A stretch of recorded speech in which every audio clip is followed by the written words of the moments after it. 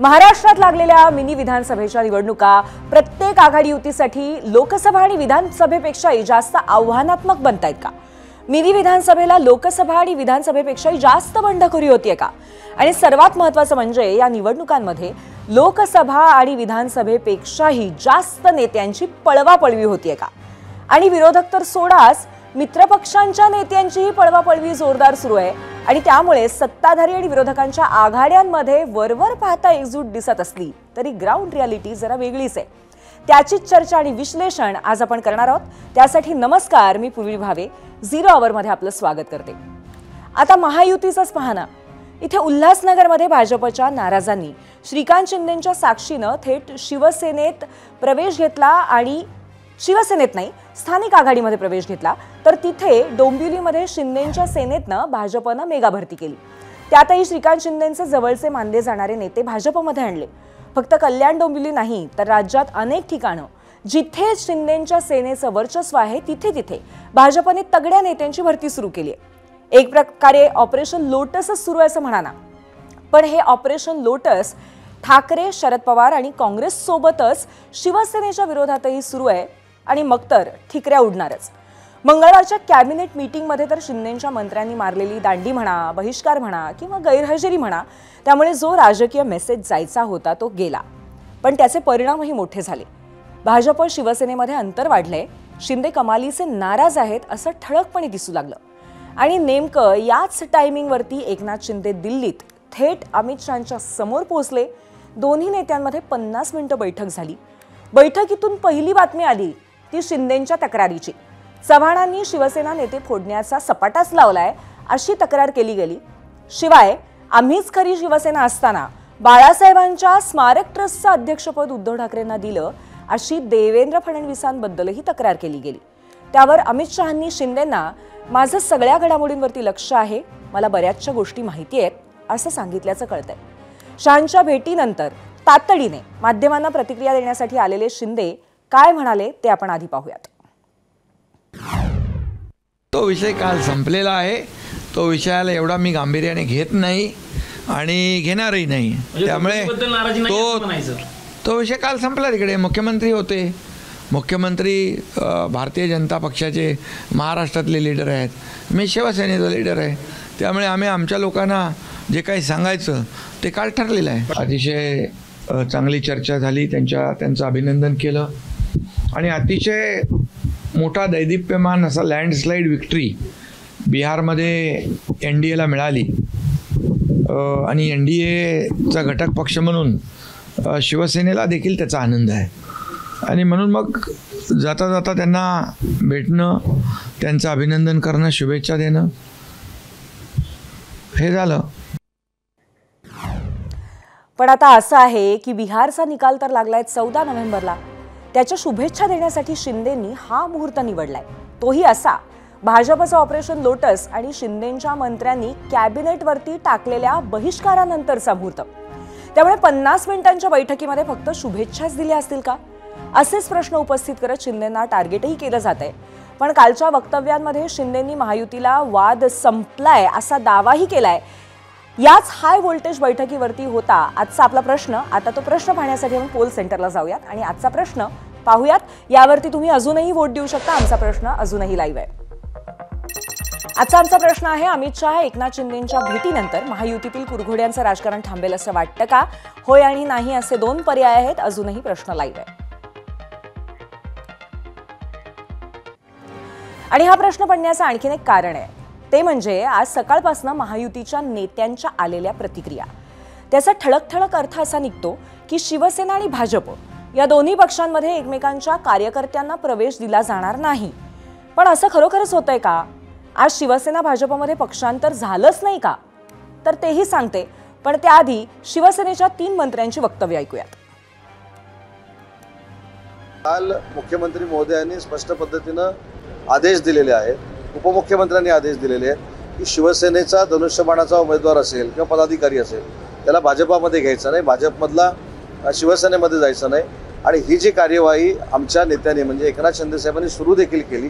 कालच आम्हाला त्यांनी सांगितलं की सगळ्या जिल्हा प्रमुखांना कळवा, उपनेत्यांना कळवा आणि तसा आदेश सन्माननीय एकनाथ शिंदे साहेबांचा आम्ही शेवटच्या पदाधिकाऱ्यापर्यंत पोहोचवलेला आहे. माननीय मुख्यमंत्री महोदय फडणवीस साहेब, माननीय उपमुख्यमंत्री महोदय एकनाथजी शिंदे साहेब यांच्या बैठकीमध्ये किमान शिवसेना आणि भारतीय जनता पार्टी एकमेकांच्या कार्यकर्त्यांना प्रवेश देणार नाही असा निर्णय झालेला आहे.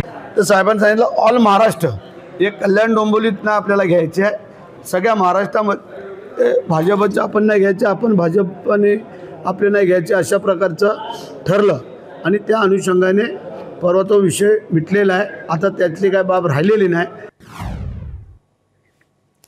तर तुम्ही ऐकलं असेल की महायुतीला धक्का बसू नये, महायुतीला फटका बसू नये, मित्रधर्म टिकला पाहिजे अशा आशयाची वक्तव्य शिंदेचे मंत्री करतायत. पण भाजपकडनं मात्र अत्यंत सावधपणे वेट अँड वॉच सुरू आहे.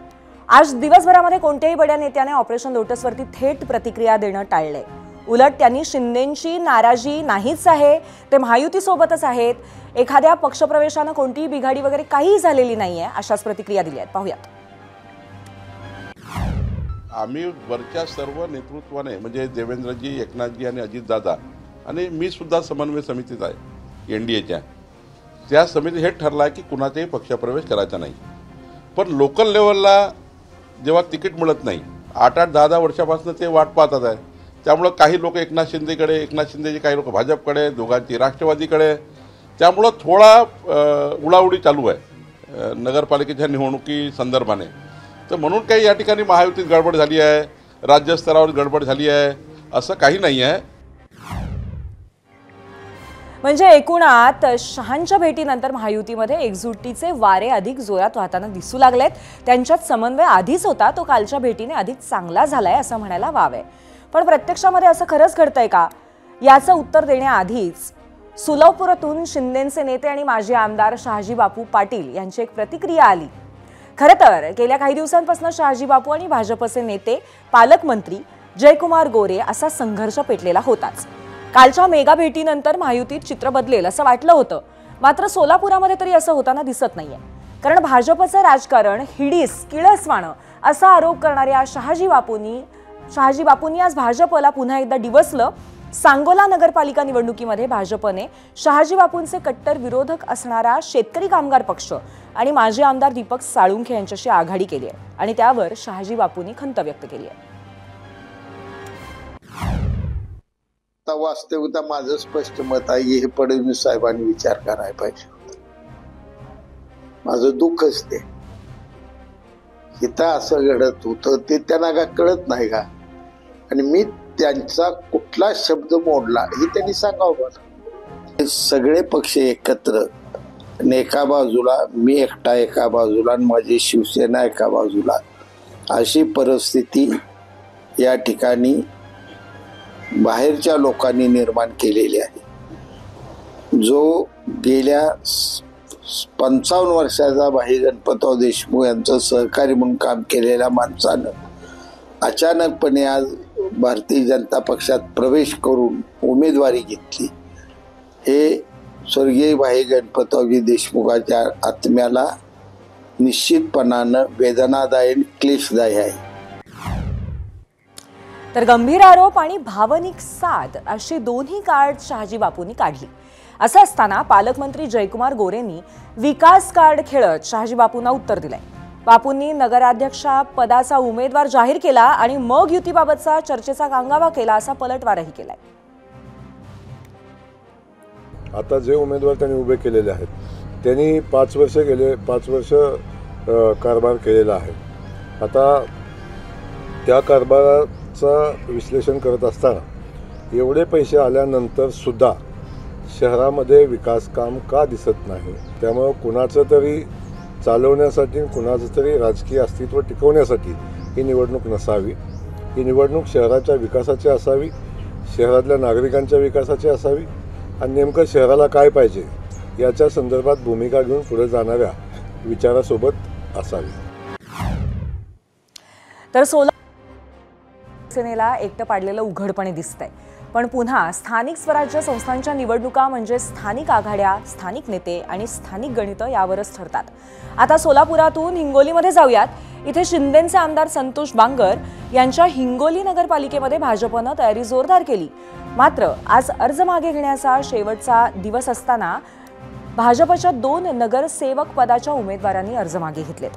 आता आज शेवटच्या क्षणी अर्ज मागे घेण्यामागे संतोष बांगर आहेत, कारण भाजपच्या एका उमेदवारानं अर्ज मागे घेत थेट शिवसेनेत प्रवेश केलाय, तर दुसऱ्याने अर्ज मागे घेत शिवसेनेच्या उमेदवाराला पाठिंबा दिलाय. त्यामुळे हिंगोली नगरपालिकेमध्ये भाजपला मोठा धक्का मानला जातोय. तर तिकडे कोल्हापुरातल्या कागल नगरपालिकेमध्ये अशाच फोडाफोडीच्या भीतीनं शिंदेंच्या शिवसेनेनं सगळ्याच उमेदवारांना अज्ञात स्थळी पाठवलंय. इथे भाजप आणि दोन्ही राष्ट्रवादी विरुद्ध शिवसेना असा सामना रंगलाय. तर तिकडे जामनेरमध्ये मंत्री गिरीश महाजन यांचा शिवसेनेला धक्का बसलेला आहे. इथे शिवसेनेकडनं उमेदवारी अर्ज भरलेल्या 2 उमेदवारांनी अर्ज माघारी घेत भाजपमध्ये प्रवेश केला. म्हणजे एकूणच काय तर पळवापळवी आजही सुरू आहे. हे असं सगळं सुरू असतानाच शिंदेंचा दिल्ली दौरा काय होतो, त्यानंतर एकजुटीची वक्तव्य काय येतात. पण असं असलं तरी व्हायचे तिथं संघर्ष सुरूच आहेत. म्हणूनच महाविकास आघाडीनं जोरदार तोंडसुख यावर घेतलं. आता तर कहर म्हणजे त्यांच्यातच आपापली नसा आवडण्यास सुरू झालेले आहे. आजच पेपरमध्ये पाहिलं असाल तुम्ही, एक कोणतरी गेले बाबा मला मारलं म्हणून दिल्लीला. ही लाचारी जी आहे ना, ही लाचारी का, तर तेच चांगलं जर काही चांगलं शिक्षक मिळालं असतं त्या वयामध्ये तरी परिस्थिती आली नसती. 220 आमदार आहेत त्यांचे, तर एवढं मोठं मॅन्डेट असताना रुसवे फुगवे कसले हो. तुम्ही सेवेसाठी आलाय ना. मोदीजी म्हणतात ना की मी प्रधान सेवक आहे, मग हे खालपर्यंत पोचत नाही का मोदीजी जे शिकवतात दिल्लीमध्ये ते. हे आश्चर्य मला वाटते की मोदीजींना तुम्ही नेता मानताना मग मोदीजींचा थोडं तरी काहीतरी पर्क्युलेट खालीपर्यंत झालं पाहिजे शेवटच्या कार्यकर्त्यापर्यंत. यांचं टोळी युद्ध जे आहे ते अनेक दिवसांपासून सुरू आहे आणि या टोळी युद्धाच्या अनुषंगानं हे सरकार कार्यरत असल्यामुळे यांना गँग ऑफ ट्रिपल इंजिन सरकार देखील आम्ही म्हणतो. राहता राहिला दिल्लीश्वरांना गाठणे, तर महाराष्ट्रातले देवेंद्र फडणवीस हे शॅडो मुख्यमंत्री आहेत. महाराष्ट्राचे मूळ मुख्यमंत्री जे आहेत हे अमित शहा आहेत. आता हे सगळं सुरू असतानाच भाजपच्या सूत्रांकडून एक बातमी आली आहे. ती म्हणजे महायुतीच एकीकडे समन्वयाची भूमिका घेत असताना पक्षबांधणीचं काम सुरू ठेवा असे आदेश केंद्रीय नेतृत्वानं दिल्याची माहिती भाजपच्याच विश्वसनीय सूत्रांनी दिली आहे. राज्यामध्ये भाजपची घोडदौड चांगल्या प्रकारे सुरू ठेवा, तसंच स्थानिक स्वराज्य संस्थांच्या निवडणुकीमध्ये भाजप पहिल्या क्रमांकाचा पक्ष करा अशा सूचना केंद्रीय नेतृत्वानं दिल्याचंही कळतंय. मात्र त्याचवेळी पक्षबांधणी सुरूच ठेवा असा केंद्रीय नेतृत्वाचा संदेश आणि त्यामागचा अन्वयार्थ नेमका काय आहे हे अर्थातच येत्या काळातच स्पष्ट होईल. तुर्तास वेळ झालेली आहे तुम्ही आज दिलेल्या प्रतिक्रिया पाहण्याची, आणि त्यासाठी जाऊयात मीडिया सेंटरला.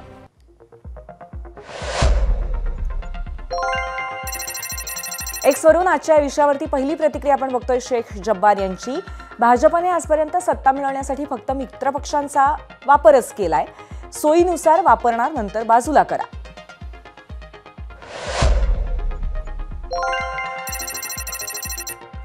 अमित शहानी जाहीरपणे आधीच सांगितलं होतं आम्हाला कुबड्यांची गरज नाही, इशारा काफी आहे, अमित जाधव म्हणतात एक्सवरून.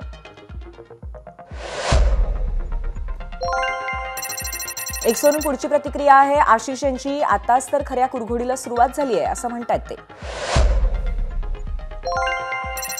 युट्यूबवरून प्रदीप कदम म्हणतायत आता राज्यामध्ये 3 मुख्यमंत्री पदं तयार करावीत, मग ही दिल्लीवारी थांबेल.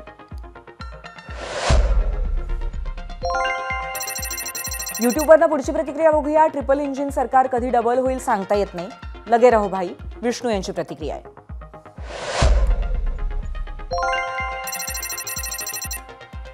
फेसबुकवरनं उल्हास राऊत यांची प्रतिक्रिया आहे. 2025 मध्ये लोकसभा निवडणुका झाल्यावरती अमित शहांनी सांगितले होते भाजप 2029 ची लोकसभा स्वबळावर लढेल, त्याचवेळी एकनाथ शिंदेंनी सावध व्हायला हवं होतं, आता गुरघोड्या करून उपयोग नाही. पुढची प्रतिक्रिया फेसबुकवरनं धनंजय पांडेंची. 100% भाजप 2029 मिशननुसार आता भाजपमध्ये विलिनीकरण किंवा महायुतीला जय महाराष्ट्र हे 2च पर्याय उपलब्ध असणार आहेत.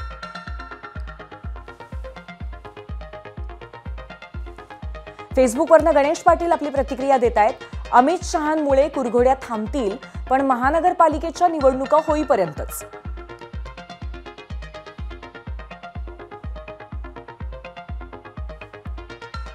शिंदे यांनी घेतलेली भेट राजकीयदृष्ट्या अत्यंत महत्त्वाची ठरते, कारण राजकीय भविष्य चांगले घडवण्यासाठी काही निर्णय महत्त्वाचे असतात.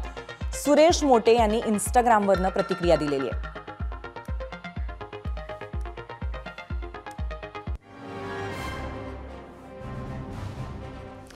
आणि आजच्या याच विषयावरती आपण आता चर्चा करायला सुरुवात करूया. आपल्यासोबत गेस्ट सेंटरवरती आहेत आपले आजचे पाहुणे, भाजपचे मुख्य प्रवक्ते केशव उपाध्ये, शिवसेनेच्या प्रवक्त्या मनीषा कायंदे आणि शिवसेना उद्धव बाळासाहेब पक्षाच्या प्रवक्त्या जयश्री शेळकेही आपल्यासोबत असणार आहेत. आणि आपण चर्चेला सुरुवात करूया. पहिला प्रश्न केशवजींसाठी आहे की केशवजी, एकीकडे माझं लक्ष आहे काय घडतंय याच्यावरती असं अमित शहांनी एकनाथ शिंदेंना सांगितल्याचं कळतंय, पण त्याचबरोबर पक्षाला आदेश मात्र असा आहे की पक्षबांधणी सुरूच ठेवा. अशा पद्धतीची दोन वेगवेगळी विधानं म्हणा किंवा दोन वेगवेगळे संकेत, नक्की काय चाललंय?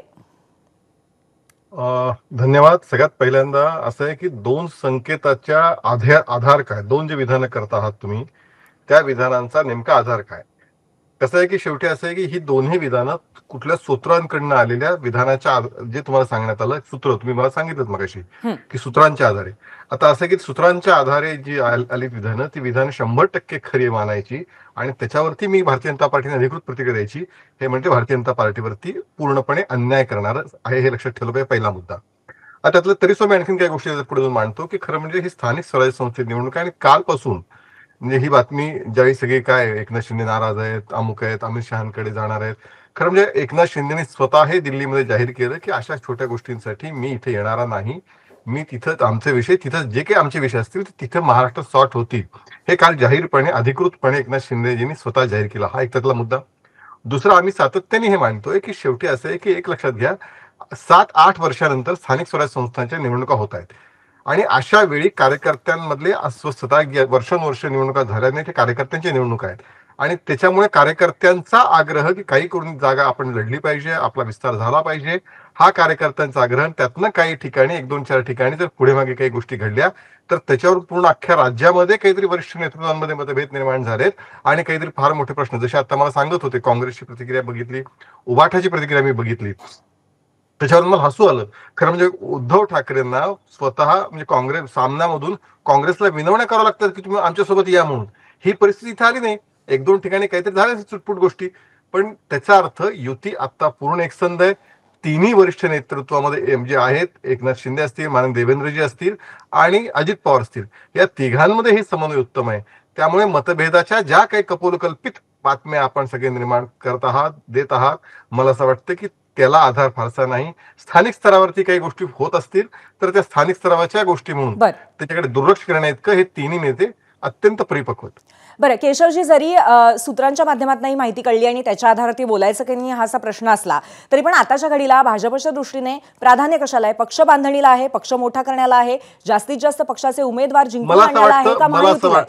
मला असं वाटतं की या प्रत्येक राजकीय पक्ष जो नेता राजकीय पक्ष, जसं आज महाराष्ट्रात जितके राजकीय पक्ष आहेत भलेही त्याला काही स्थान नाही, असा राजकीय पक्षाचा सुद्धा अजेंडा आपला पक्ष विस्तार असाच असतो. त्यामुळे पक्ष विस्तार आहे की नाही तर पक्ष विस्ताराचा अजेंडा 100% आहे. तो भारतीय जनता पार्टीचा आहे, तो शिवसेनेचा आहे, तो राष्ट्रवादीचा आहे, त्यामध्ये आक्षेपार्ह काहीही नाही. त्यातला पहिला मुद्दा. दुसरा मुद्दा, पण हे करत असताना महायुती म्हणून राज्यातल्या जनतेने आपल्यावर जबाबदारी दिली आहे, ती जबाबदारी महाराष्ट्राला पुढे न्यायचं जे भान आहे हे तिन्ही नेतृत्वामध्ये आहे, हेही आपण विसरता कामा नये. बरं मनीषा ताई, स्पष्टपणे केशवजी सुद्धा म्हणतात की अर्थातच पक्ष बांधणीचा किंवा पक्ष विस्ताराचा अतिशय महत्त्वाचा असा पहिला कुठेतरी प्राधान्यक्रमामध्ये पहिला येणारा असा हा भाग आहे.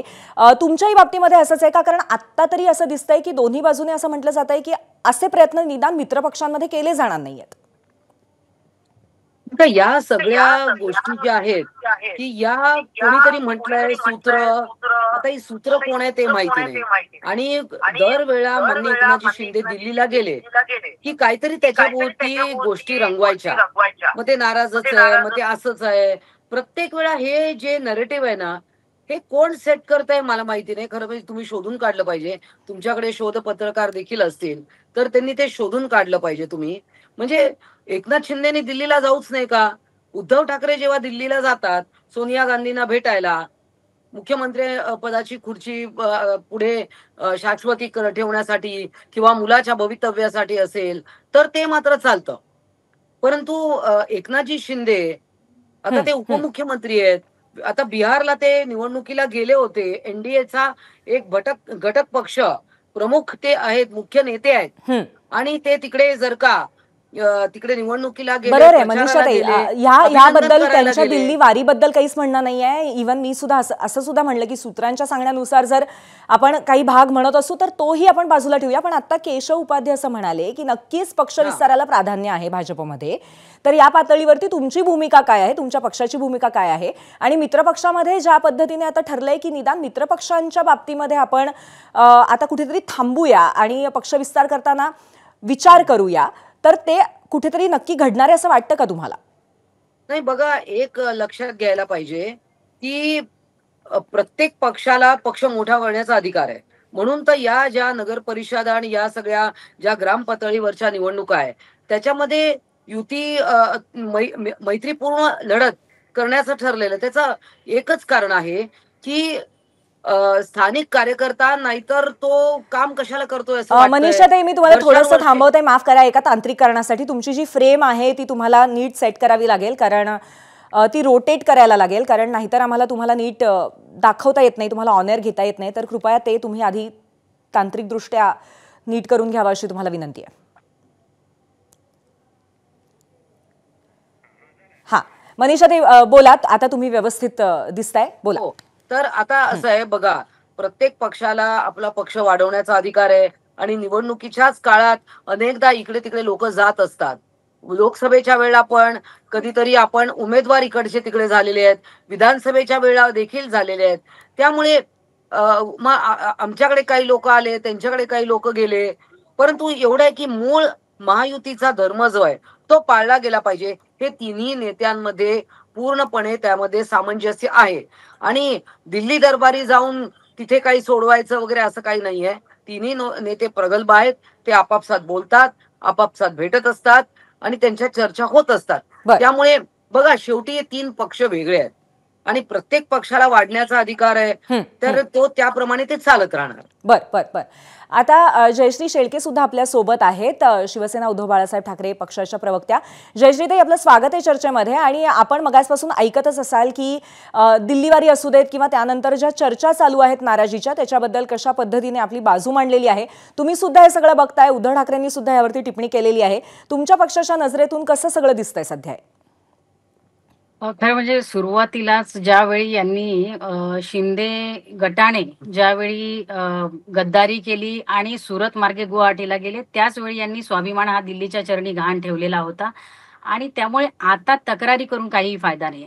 मुळात मला असं वाटतं की जेवढ्या वेळा मुख्यमंत्री दिल्लीला चक्रा मारत नसतील तेवढ्या वेळा उपमुख्यमंत्री दिल्लीला चक्रा मारतायत आणि ते कुठली तरी घुसमट त्यांची होते, प्रचंड घुसमट आहे जी सांगताही येत नाही आणि सहनही करता येत नाही, अशी त्यांची अवस्था आहे. परंतु आता नेतृत्व जर दिल्लीश्वराचं मान्य केलेलं आहे तर आता ते सहन करावं लागणार आहे आणि अनेक त्या ठिकाणी अशी अवस्था आहे की शिंदेंना संपवण्याची भाषा हे अनेक भाजपातले नेते बोलू लागलेले आहेत आणि त्यामुळे शिंदे गटामध्ये प्रचंड अस्वस्थता आहे. त्या अस्वस्थतेमधून मग कुठे ते दरेगावला गावी चालले जातात, तर कधी कॅबिनेटच्या बैठकांवर बहिष्कार टाकला जातो, तर अनेक वेळा ते दिल्लीवारी करत असतात. त्याच्यामुळे हे काही नवीन नाहीये, परंतु भारतीय जनता पक्षाची ही रणनीती आधीपासून राहिलेली आहे, फोडा आणि राज्य करा. आणि त्याच पद्धतीने महाराष्ट्रामध्ये प्रादेशिक पक्ष त्यांना नकोय, प्रादेशिक पक्षांना फोडून त्या ठिकाणी स्वतःची एक हाती सत्ता कशी काबीज करता येईल याकडे भारतीय जनता पक्षाचा सातत्याने कल राहिलेला आहे आणि त्यातून हा जो काही प्रकार आहे हा घडलेला आहे. हे काही नवीन नाहीये.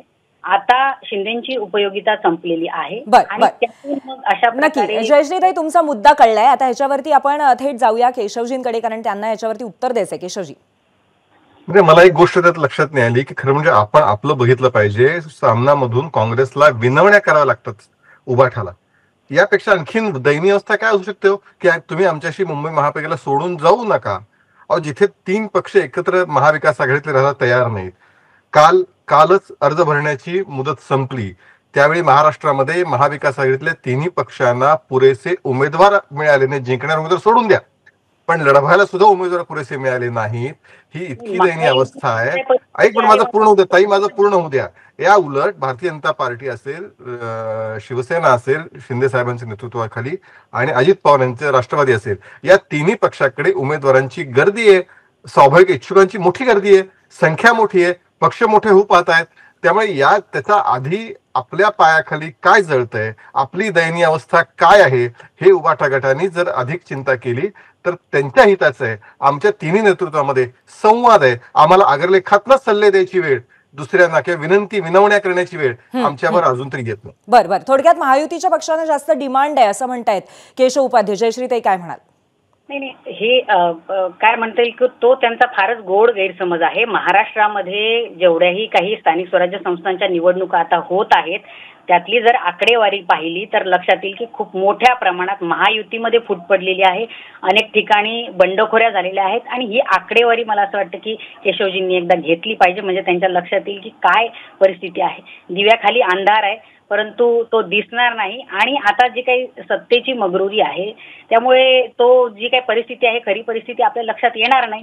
दुसरी महत्वाची गोष्ट म्हणजे महाविकास आघाडी ही या ठिकाणी स्थानिक स्वराज्य संस्थांमध्ये स्थानिक निवडणुका असल्यामुळे अनेक ठिकाणी स्थानिक नेत्यांवर तो प्रश्न सोडवलेला होता की काही ठिकाणी आघाडी जिथे करायची तिथे करा, जिथे ज्या ठिकाणी तुम्ही स्वतंत्र लढू शकता त्या ठिकाणी स्वतंत्र लढा. हा काही खूप मोठा विषय नाहीये. परंतु आज जेव्हा तुमच्यावर त्या ठिकाणी आरोप व्हायला लागलेत, आज जेव्हा लोकांना, महाराष्ट्रातील जनतेला तुमचं खरं स्वरूप दिसायला लागलेलं आहे, तेव्हा मग अशा प्रकारचे दुसऱ्यांवर आरोप करणं हे साहजिक आहे. परंतु आज खरी परिस्थिती, भारतीय जनता पक्षाचा खरा चेहरा आणि भारतीय जनता पक्ष कशा प्रकारे प्रादेशिक पक्षांना संपवण्याचं काम करतो हे आज महाराष्ट्रातील जनतेच्या डोळ्यासमोर आलेलं आहे. मला वाटतं शिंदे गटातल्याही अनेक नेत्यांना ते उमजलं असेल. फक्त ईडीच्या भीतीपोटी किंवा त्या ठिकाणी अनेक कारवायांच्या भीतीपोटी जे काही शिंदे गट सोडून त्या ठिकाणी भारतीय जनता पक्षात जाण्याचा जो काही एक सपाटा काही लोकांनी लावलेला आहे, जे काही इन्कमिंग सुरू आहे भारतीय. जयश्रीताई, तुमचा मुद्दा कळलाय. मी केशवजी तुमच्याकडे येते, पण त्याआधी मला मनीषाताईंकडे जायचं आहे. प्रादेशिक पक्षांना भाजप फोडण्याच्या मार्गावरती आहे, तो त्यांचा प्रयत्न आहे असा एक थेट आरोप जयश्री ते कळतायत. गेल्या काही दिवसात जे चाललंय ते पाहता तुम्हाला हे कुठे पटतं का? तुमचं काय मत आहे यावर? बघा, जयश्रीताईंना मी आठवण करून देऊ इच्छिते की 2017 मध्ये जेव्हा मुंबई महानगरपालिकेची निवडणूक झाली तेव्हा भारतीय जनता पार्टीचे जवळजवळ 82 आणि शिवसेनेचे 84 नगरसेवक निवडून आले. तेव्हा मनसेचे 6 नगरसेवक कोणी फोडले? मला असं वाटतं की मनीषाताईंशी आपला संपर्क होत नाही. केशवजी, तुम्ही सुद्धा याच्यावरती उत्तर देऊ इच्छितात असं मी मगाशी पाहिलंय. केशवजी, मला हसू एवढ्यासाठी आलं की आपण करू ती काय, आम्ही करू ते योग्य, समोरच्याने केलं ते वाईट. म्हणजे आम्ही आता ते ताई म्हणा की महाविकास आघाडीच्या तिन्ही पक्षांनी खाली स्थानिक निर्णय दिलेले होते. असं महायुतीमध्ये याच पद्धतीचे निर्णय झाले होते की आपण महायुती झाली पाहिजे, हा आग्रह असला पाहिजे. पण काही ठिकाणी तडजोड, काही ठिकाणी कार्यकर्त्यांचा आग्रह असू शकतो आणि त्यातून काही गोष्टी घडू शकतात. त्यामुळे महायुतीने हा निर्णय घेतला होता की आपण आणि बहुतांश ठिकाणी महायुती म्हणून एकत्र लढतात, काही घटना होत आहेत. मुळात असं आहे की फोडाफोडीचं राजकारण, विश्वासघाताचं राजकारण, यासाठी तर उद्धव ठाकरे किंवा उभाठाची खासियत आहे. मनसेचे ज्या राज ठाकरेंच्या घरी वारंवार तुम्ही फेऱ्या मारता आहात, त्यांना विनवण्या करता आहात त्यांच्यासोबत येण्यासाठी, त्यांचे नगरसेवक फोडले कोणी? याच उभाठा गटाने फोडले. भारतीय जनता पार्टी सोबत आणि महाराष्ट्र जनतेसोबत विश्वासघात केला कोणी? याच उभाठाने आणि उद्धव ठाकरेंनी केला. त्यामुळे ज्यांची ओळखच मुळात विश्वासघात आणि अशा पद्धतीची आहे, फोडाफोडीची, त्यांनी इतरांवरती आरोप करणं हे फारच हास्यास्पद आहे. आणि म्हणून मला मागाशी हसू आलं होतं. आणि राहता राहिला प्रश्न म्हणजे खरीच आकडेवारी माझ्याकडे सगळी आता एक्शनल आकडेवारी आहे, मी ताईनं पाठवतो त्यांना हवी असेल तर, कुठे कुठे किती कुमेदवार मिळाले नाहीत, कुठल्या नगरपालिकांमध्ये, हे मी त्यांना सांगायला तयार आहे. त्यामुळे ही मी जे बोलतोय ते वस्तुस्थिती आधारावर बोलतोय की महाविकास आघाडीच्या लोकांना उमेदवार सुद्धा मिळाले नाही. जिंकणारा उमेदवार हा निकष वेगळा पुढचा, पण लढायला सुद्धा उमेदवार मिळाले नाही, ही वस्तुस्थिती आहे. जयश्रीताई, हे आरोप तुम्हाला पटतायत का? आणि ज्या पद्धतीने विश्वासघातकीपणाचा आरोप कुठेतरी केलेला आहे केशवजींनी, त्याबद्दल तुम्ही काय म्हणाल? सगळ्या महाराष्ट्रातील जनतेला माहिती आहे विश्वासघात कोणी केलाय. सकाळचा शपथविधी करून घेणारं कोण होतं हे सगळ्या महाराष्ट्राने सकाळी पाहिलेलं आहे. त्याच्यामुळे विश्वासघात कोणी सुरू केला आणि विश्वासघाताची परंपरा कोणाची आहे हे महाराष्ट्रालाही सांगण्याची गरज नाही आणि माध्यमांसमोर ते काही बोलून दाखवण्याची गरज नाही. ही परंपरा भारतीय जनता पक्षाची आहे आणि हे करण्याचं काम भारतीय जनता पक्षाने सुरू केलेलं आहे आणि जे त्यांनी पेरलंय ते आता येणाऱ्या काळात त्यांचं उगवणार आहे. कारण भारतीय जनता पक्षाने सुरुवातीला विश्वासघात केला. 25 वर्षांची शिवसेनेसोबतची माननीय उद्धवजी ठाकरे साहेबांसोबतची मैत्री तोडण्याचं काम भारतीय जनता पक्षाने केलं. एक काळ होता की भारतीय जनता पक्षाला महाराष्ट्रामध्ये पाय ठेवायला जागा नव्हती. त्यावेळी आदरणीय पक्षप्रमुख त्या ठिकाणी बाळासाहेब ठाकरे असतील यांचा हात धरून भारतीय जनता पक्ष हा महाराष्ट्रामध्ये शिवसेनेला तुम्ही मोठा भाऊ म्हणत होते. त्या शिवसेनेला मोठा भाऊ म्हणत असताना ज्यावेळी तुम्हाला त्या ठिकाणी सत्ता दिसली त्यावेळी तुम्ही शिवसेनेच्याच पाठीमध्ये खंजीर खुपसला आणि सकाळचा शपथविधी केला. मोठा भाऊ छोटा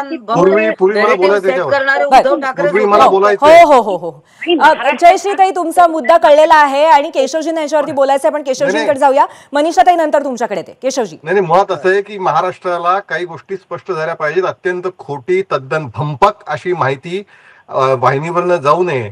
महाराष्ट्रामध्ये भाजपला कुणी विचारत नव्हता. ज्यावेळी शिवसेनेचा एकही आमदार खासदार नव्हता त्याच्या पूर्वीपासून भारतीय जनता पार्टीचे महाराष्ट्रात नगराध्यक्ष होते, आमदार होते. याचा विसर कृपया पडू देऊ नका.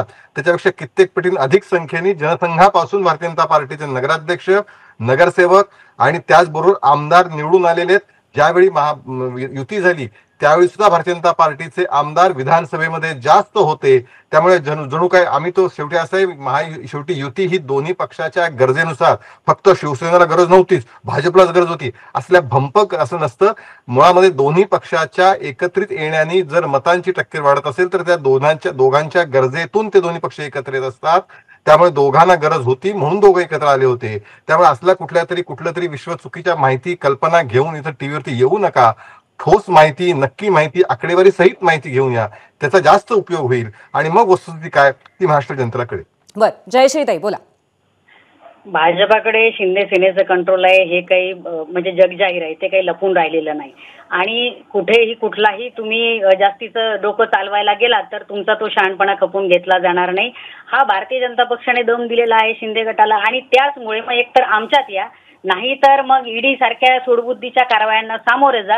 हे एवढंच पर्याय ठामपणे म्हणतात जसं काही स्वतःच तिकडे उपस्थित होते. जो काही कार्यक्रम लावलाय त्या कार्यक्रमामध्ये वॉशिंग मशीन सारखं भारतीय जनता पक्ष हा ज्यांच्यावर भ्रष्टाचाराचे आरोप करतो त्यांनाच पुन्हा भारतीय जनता पक्षामध्ये घेतलं जातं. मग त्यांना एकदम क्लीन चिट दिली जाते. हे अनेक माध्यमांमधून आपल्या समोर आलेलं आहे. अनेक उदाहरणं आहेत. त्या सगळ्या उदाहरणांचा या ठिकाणी उल्लेख करण्याची गरज नाहीये. परंतु सगळ्या महाराष्ट्राला माहिती आहे की भारतीय जनता पक्षाने त्यांचा पक्ष वाढवण्यासाठी मग भ्रष्टाचाराचे आरोप असू द्यात किंवा कुठल्याही प्रकारचे आरोप असू द्यात त्या आरोपांमध्ये गुन्हेगार असलेल्या लोकांना मग क्लीन चिट द्यायची, त्यांना वॉशिंग मशीन मधून काढायचं आणि भारतीय जनता पक्षामध्ये त्यांना सामावून घ्यायचं. ही सातत्याने त्यांची रणनीती राहिली. बर मनीषाताई, या आरोपांबद्दल तुम्ही काय बोलाल जे भाजपावरती केले जातात आणि ते पर्यायाने अर्थातच त्याच्यामध्ये शिवसेनेचा सुद्धा एक महत्वाचा भाग आहे. आणि दुसरी गोष्ट म्हणजे आज सोलापुरामध्ये भाजपने शिवसेनेला एकटं पाडलं असं चित्र आहे. त्याच्यावरती सुद्धा तुमचं मत आम्हाला ऐकायचंय. नाही बघा, हे स्थानिक पातळीच्या ज्या निवडणुका आहे ना तिथे असंच ठरलेलं आहे तिन्ही नेत्यांमध्ये की जिकडे जो योग्य असेल स्थानिक पातळीवर जिकडे युती होत असेल तर करा, नसेल होत तर आपापले लढा. त्यामुळे जसं आम्ही म्हटलंय की या कार्यकर्त्यांच्या निवडणुका आहेत आणि त्यांना त्या लढल्या नाहीत तर निश्चितच त्यांचं पॉलिटिकल करिअर जे असतं तर त्यांना कधीच संधी जर का मिळाली नाही तर दोन्हीकडचे कुठलेही तिन्ही पक्षातले कार्यकर्ते जे आहेत ते नावमेद होऊ शकतात आणि प्रत्येकाला आपापली तिथे स्ट्रेंथ काय हे देखील कळण्याचं या स्थानिक निवडणुका हे एक माध्यम असतं. त्यामुळे आता मनीषाताई, पण भाजपच्या बाबतीमध्ये जो वॉशिंग मशीन प्रमाणे भाजपला तर म्हणजे औषधाला कार्यकर्ता राहिला नाहीये तिकडे, तर त्यांच्याकडे उमेदवारी अर्ज भरायला माणसं नव्हती अशी परिस्थिती होती. तिकडेही जरा लक्ष द्यावं उभाटाच्या लोकांनी. बर, ठीक आहे. तर एकंदरीत मला असं दिसतंय की या संदर्भामध्ये कुठेतरी आपापल्या पक्षाला प्राधान्य देण्याचा तुमचा प्रयत्न असणारच आहे असं भाजपही म्हणतोय आणि शिवसेनाही म्हणतोय, परंतु त्याचबरोबर ज्या पातळीवरती नाराजी नाट्य रंगलेलं दिसलं, निदान बाह्य दर्शनी तरी, ते नाराजी नाट्य आता पूर्णपणे संपलेलं आहे आणि त्यामुळे आता काही कुठेतरी नियम म्हणा किंवा काही गोष्टींची एक बाउंड्री पाळली जाणार आहे दोन्हीकडनं, असं चित्र आहे का केशवजी? मी तुम्हाला तेच सांगायचा प्रयत्न करतोय की भारतीय जनता पार्टीचं आपण जर बघितलं असेल की गेल्या काल संध्याकाळी पण मी चुकत नसेल तर तुम्हीच माझा काल फोन घेतला होता आणि भारतीय जनता पार्टीच्या सर्व नेत्यांची वक्तव्य कालपासून आणि आजपासून ऐकली असेल. मुळामध्ये हा निर्णय आणि शिवसेनेचे सुद्धा 3 मंत्र्यांचे तुम्ही आता बाईट दाखवले, स्वतः एकनाथ शिंदेचा दाखवला. त्यामुळे वरिष्ठ नेतृत्वामध्ये महाराष्ट्राने जबाबदारी आपल्याला दिलेली आहे, ती आपल्याला पूर्ण करायची आहे. राज्याला विकासाकडे न्यायचं आहे. त्यामुळे या वरच्या वरिष्ठ तिन्ही नेतृत्वामध्ये एकमत आहे, त्याच्याबद्दल कुठलाही नाही. स्थानिक स्तरावरचे प्रश्न आहेत त्याच्याकडे फार म्हणजे अतिशय गांभीर्य, म्हणजे त्या ठिकाणचे हे तात्कालिक 8-15 दिवसाचे प्रश्न आहेत. पुन्हा आणि स्थानिक स्तराचे कार्यकर्ते, 1 मिनिट माझा पूर्ण द्या, तुम्हाला तेही सांगतो की मुळामध्ये स्थानिक स्तराचे कार्यकर्ते निवडणुका संपले, आज जरी ते एकमेकाशी विरोधात उभे असले तरी उद्याच्याला निवडणूक संपली की कार्यकर्ते सुद्धा पुन्हा एकत्र येऊन गप्पा मारतील, एकत्र येतील. त्यामुळे हा प्रश्न हा निवडणुकी पुरता स्थानिक स्तरावरचा आहे. ह्याचा राज्याच्या राजकारणावरती, महायुतीवरती किंवा महायुतीतले काही मनभेद काही होण्यावरती असा कोणताही परिणाम होणार नाही. बरं, नक्कीच. धन्यवाद, आज तुम्ही आलात आणि या विषयावरती आमच्याबरोबर चर्चा केलीत आणि उद्या काय होतं ते अर्थात उद्याच कळेल. धन्यवाद पुन्हा एकदा. याबरोबरच आपण आता वळूयात महाराष्ट्राचा जो कौल आहे तो कौल पाहण्यासाठी पोल सेंटरकडे. आज जो प्रश्न विचारला होता त्याच्यावरती नक्की कशा पद्धतीने मतं देण्यात आलेली आहेत, किती मतं आली आहेत हेही पाहूयात. एकूण 22,000 मतं आज आलेली आहेत आणि सध्याचं महायुतीतलं कुरघोड्यांचं राजकारण आता थांबेल असं वाटतं का? तर नाही असं 76% लोकांना वाटतं आणि 24% लोक होय म्हणतात.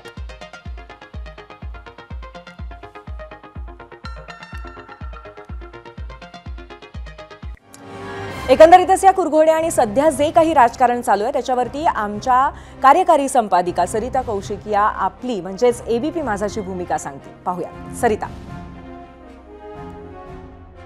धन्यवाद पूर्वी. निसर्गाचा आणि जंगलाचा एकच नियम आहे, सर्व्हायव्हल ऑफ द फिटेस्ट. म्हणजे जो सगळ्यात जास्त फिट तोच शेवटपर्यंत टिकणार. राजकारणात फार वेगळं नाही, तिथेही सर्व्हायव्हल ऑफ द फिटेस्टच आहे आणि हे प्रत्येक पक्षाला माहिती आहे. मग फिट पक्षाला जर फिटेस्ट व्हायचं असेल तर त्याला वाढावं लागणार. आणि जेव्हा एखादा राजकीय पक्ष वाढतो तेव्हा तो दुसऱ्या राजकीय पक्षाची स्पेस घेत असतो. एक पक्ष कमी होतो तेव्हाच दुसरा पक्ष वाढतो. अगदी सुरुवातीलाच अमित शहांनी बंद दरवाजा आड भाजपा नेत्यांना सांगितले होते की 2029ची निवडणूक ही एकटं लढायची आहे आणि त्यासाठी भाजपानं तयारी करावी. जर अमित शहांनी दिलेले निर्देश पाळायचे असतील तर भाजपाला आज आहे त्यापेक्षा जास्त स्पेस ऑक्युपाय करावी लागेल आणि त्यात मित्रपक्ष तसेच विरोधी पक्ष दोघांचीही स्पेस कमी करावी लागणार. त्यामुळे एकीकडे आपल्याला निवडणूक एकटं लढायची आहे आणि त्यासाठी सक्षम व्हा असं म्हणणारे अमित शहा खरंच एकमेकांचे कार्यकर्ते घेऊच नका असं म्हणतील का, हा प्रश्नच आहे. जर का अमित शहांनी शिंदेंना असं म्हटलंच असेल, जर का मुख्यमंत्री देवेंद्र फडणवीस आणि उपमुख्यमंत्री एकनाथ शिंदे आणि त्यांच्या मंत्र्यांमध्ये सुद्धा सीज फायर किंवा राजकीय शस्त्रसंधी झालीच असेल तर ती फक्त तात्पुरतीच. आगीचा फारच भडका ऐन निवडणुकीत नको म्हणून पाण्याचे फवारे मारले असावेत, पण आतले निखारेही त्यात विझले. आत आग धुमसत नाहीये आणि ती परत भडकणार नाही असं मात्र नक्कीच म्हणू शकत नाही. पूर्वी एक ब्रेकिंग न्यूज आहे. पंजाबच्या लुधियानामध्ये पोलीस आणि दहशतवाद्यांमध्ये चकमक झाली आहे. लुधियानाच्या लाडोवाल टोल नाक्यावरती ही घटना घडल्याचं कळतंय. या परिसरातनं दहशतवादी जाणार असल्याची माहिती पोलिसांना मिळाली होती आणि त्यावरूनच पोलिसांनी सापळा रचला. मात्र पोलिसांनी घेरल्याचं लक्षात येताच दहशतवाद्यांनी गोळीबार सुरू केला. यावेळी पोलिसांनी प्रत्युत्तर दाखल केलेल्या गोळीबारामध्ये दहशतवादी जखमी झालेले आहेत आणि दोन्ही दहशतवाद्यांना अटक केलेली आहे. तसंच शस्त्रसाठा जप्त केल्याचं कळतंय. त्यामुळे एक महत्वाची बातमी आहे. पाकिस्तान बेस्ड ISI ये हैंडल कर रही सी जी ਇਹਨਾਂ ਦਾ ਜਿਹੜਾ ਹੈਂਡਲਰ ਸੀਗਾ ਉਹ ਪਾਕਿਸਤਾਨ ਤੇ ਬਹਿ ਕੇ ਵੱਖ-ਵੱਖ ਜਗ੍ਹਾ ਫੋਨ ਕਰਦਾ ਸੀਗਾ ਜੀ ਤੇ ਅਲੱਗ-ਅਲੱਗ ਐਲੀਮੈਂਟਸ ਨੂੰ ਟੱਚ ਕਰਦਾ ਸੀਗਾ। ਇਸ ਇਨਫੋਰਮੇਸ਼ਨ ਤੇ ਪਹਿਲਾਂ ਹੀ 3 ਲੋਕ ਆਪਾਂ ਅਰੈਸਟ ਕਰ ਚੁੱਕੇ, ਇੱਕ ਬਿਹਾਰ ਤੋਂ, ਇੱਕ ਹਰਿयाणा ਤੋਂ ਤੇ ਇੱਕ ਪੰਜਾਬ ਤੋਂ, लुधियाना ਤੋਂ। प्रतिनिधी सोमेश कोलगे आपल्याला या संदर्भात अधिक माहिती देणार आहेत। सोमेश, नक्की या चकमकीबद्दल आणखीन काय सांगता येईल? नुकतीच एक मोठी बातमी पंजाबमधून समोर येते। लुधियानातील लाडोवाल टोल नाक्यावरती अशा प्रकारे ही चकमक झालेली आहे, ज्यामध्ये दोन्ही आतंकवाद्यांना पोलिसांनी गंभीररित्या जखमी केलेलं आहे आणि ISIच्या इशाऱ्यावर हे सगळेजण काम करत होते। यात आणखीन महत्वपूर्ण बातमी अशी आहे की या दहशतवाद्यांचे जे साथीदार हरियाणा आणि अन्य ठिकाणी होते त्यांना देखील पोलिसांनी ताब्यात घेतल्याचं कळतंय आणि ISI जी पाकिस्तानी इंटेलिजन्स एजन्सी आहे त्यांच्या माध्यमातून वेगवेगळ्या ठिकाणी ग्रेनेड हल्ले करण्याच्या तयारीमध्ये हे दहशतवादी होते। यांच्याकडून पिस्तूल आणि हँड ग्रेनेड पोलिसांनी जप्त केलेले आहेत। त्यासोबत 50 राऊंड पिस्तूलचे 50 गोळ्या देखील बरामद जप्त करण्यात आलेल्या आहेत आणि या सगळ्यांच्या क्रिमिनल रेकॉर्ड्सवरचा तपास केला जातोय आणि सर्वात महत्त्वाचं म्हणजे यांचे काही साथीदार हे अन्य राज्यातून देखील पकडले गेलेले आहेत। त्यामुळे हा संपूर्ण देशभरामध्ये सध्या सुरू असलेल्या परिस्थितीच्या अनुषंगाने पंजाब पोलिसांना मिळालेलं हे एक मोठं यश आहे या सगळ्या दहशतवाद्यांना अडवण्यात आणि या दोन्ही दहशतवाद्यांसोबत झालेल्या एन्काउंटरमध्ये त्यांना ताब्यात घेण्यात पंजाब पोलीस हे यशस्वी ठरले। सोमेश, नुकताच झालेला दिल्लीमध्ये जो हल्ला होता त्या पार्श्वभूमीवर आणि त्याच्या आधी सुद्धा दहशतवाद्यांना ची धरपकड ज्या पद्धतीने सुरू आहे ते बघता या संपूर्ण चकमकीचा आणि त्यामध्ये जे पोलिसांना पंजाबच्या यश मिळालेलं आहे आता त्याचा संदर्भ कसा जोडता येईल? नक्कीच याचा संदर्भ आहे, कारण या सगळ्यामध्ये पाकिस्तानची इंटेलिजन्स एजन्सी ISIच्या इशाऱ्यावरून हे दहशतवादी काम करत होते असं कळतंय आणि त्यासोबत यांचे 3 साथीदार हे बिहार आणि हरियाणा आणि पंजाबमधून यापूर्वीच अटक करण्यात आलेले आहेत। त्यामुळे एका ज्या पद्धतीने वेगवेगळ्या ठिकाणी टेररिस्ट मॉड्यूल हे उद्ध्वस्त केले जातात आपल्या तपास यंत्रणांच्या समन्वयाने आणि एकत्रित सुरू असलेल्या प्रयत्नांच्या माध्यमातून, तर त्याचाच एक भाग म्हणून या पद्धतीने खलिस्तानी दहशतवादाच्या नावाखाली अशा प्रकारे भारतातील अंतर्गत सुरक्षितता धोक्यात आणण्याचे प्रयत्न हे पाकिस्तानकडून पुन्हा एकदा सुरू झालेले आहेत आणि एका बाजूला जैश ए मोहम्मद सक्रियपणे भारताची परिस्थिती चिघळवण्याचा प्रयत्न करते, तर दुसऱ्या बाजूला त्यामध्ये काही खलिस्तानी दहशतवाद्यांना फूस लावण्याचे प्रयत्न ISI कडून सुरू आहेत हे देखील या माध्यमातून समोर आलेले। बर, धन्यवाद सोमेश, तुम्ही तुर्तास दिलेल्या माहितीबद्दल। तर या बातमीबरोबर 0 आवर मध्ये आज आपण इथेच थांबतोय। उद्या पुन्हा एकदा भेटूया। पाहत रहा ABP माझा।